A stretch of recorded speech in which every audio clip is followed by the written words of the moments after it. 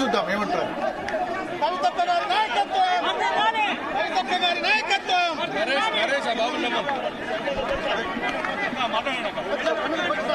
ఓకేనా?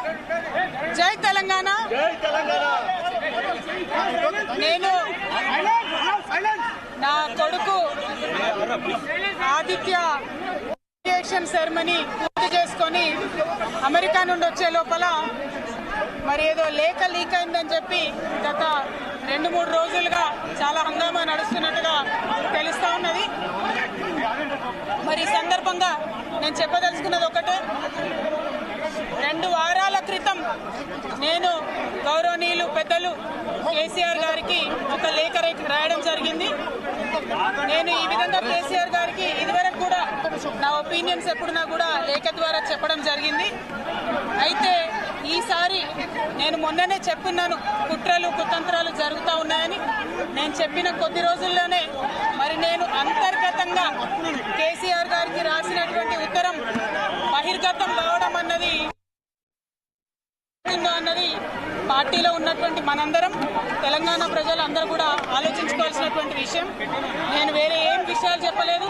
నేను కేవలం పార్టీలో ఉండేటటువంటి అన్ని స్థాయిలో ఉన్నటువంటి నాయకులందరూ అనుకుంటున్నటువంటి విషయాలు.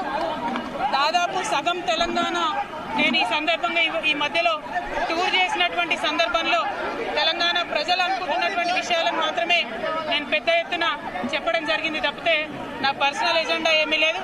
నాకు వ్యక్తిగతంగా లేదు, ఎవరి మీద ప్రేమ లేదు.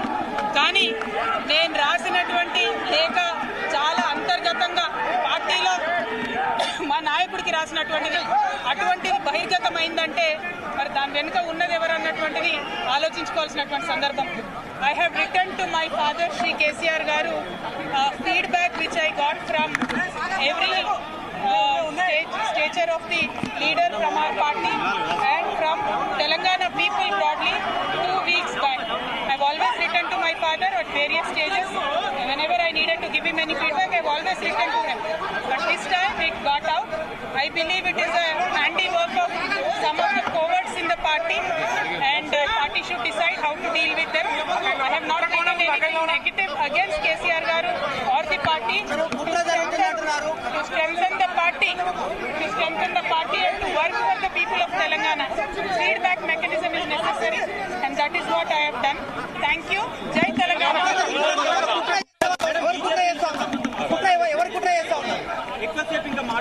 కేసీఆర్ గారు దేవుడు, కేసీఆర్ గారు దేవుడు. కానీ కేసీఆర్ గారి చుట్టూ కొన్ని దయ్యాలున్నాయి. వాళ్ళ వల్ల చాలా నష్టం జరుగుతున్నది.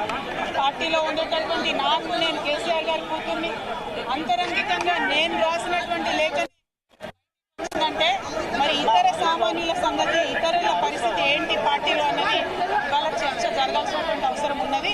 దానికోసమే ఇవాళ నేను మీతో మాట్లాడుతూ ఉన్నాను. రెగ్యులర్గా నేను ఇచ్చిన ఫీడ్బ్యాక్ అందులో స్పెషల్ ఏం లేదు. ఏ మీటింగ్ అయినా ఏదైనా కూడా నేను సార్కి ఇస్తానే ఉంటాను. కానీ ఈసారి ప్రత్యేకించి బయటికి రావడం అన్నది నేను బాధాకరంగానే ఉన్నది. అయితే ఈ లేఖ, ఈ విషయం అంతా చూసుకొని కాంగ్రెస్ బీజేపీ పార్టీలు బాగా సంబరపడుతున్నట్టున్నాయి. కోతి కొబ్బరికాయ దొరికినట్టుగా ఏదో బీఆర్ఎస్ పార్టీ ఆగమైంది, కేసీఆర్ గారికి ఏమవుతుంది. నాయకుడు కేసీఆర్ గారే. కేసీఆర్ గారి నాయకత్వంలోనే తెలంగాణ బాగుపడుతుంది, ముందుకు పోతుంది. అందులో ఎటువంటి అనుమానం లేదు. కేసీఆర్ గారి నాయకత్వంలోనే బీఆర్ఎస్ పార్టీ కూడా ముందుకెళ్తుందని చెప్పి నేను బలంగా పార్టీలో ఉన్నటువంటి చిన్న చిన్న లోపాలను డిస్కస్ చేసుకొని సవరించుకొని కోట్లను పక్కకు జరుపుకుంటూ ముందుకు పోతే పార్టీ 10 కాలాల పాటు చల్లగుంటుంది అనేది నా భావన. బీజేపీ కానీ కాంగ్రెస్ కానీ తెలంగాణ ప్రజలకు కొరగబెట్టింది ఏమీ లేదు. 2 పార్టీలు కూడా తెలంగాణను ఫెయిల్ చేసినాయి. ఆ 2 పార్టీలకు కూడా ఆల్టర్నేటివ్ కేసీఆర్ గారి నాయకత్వమే. ఆ కేసీఆర్ గారి నాయకత్వంలోనే తెలంగాణ బలంగా నమ్ముతా ఉన్నాను.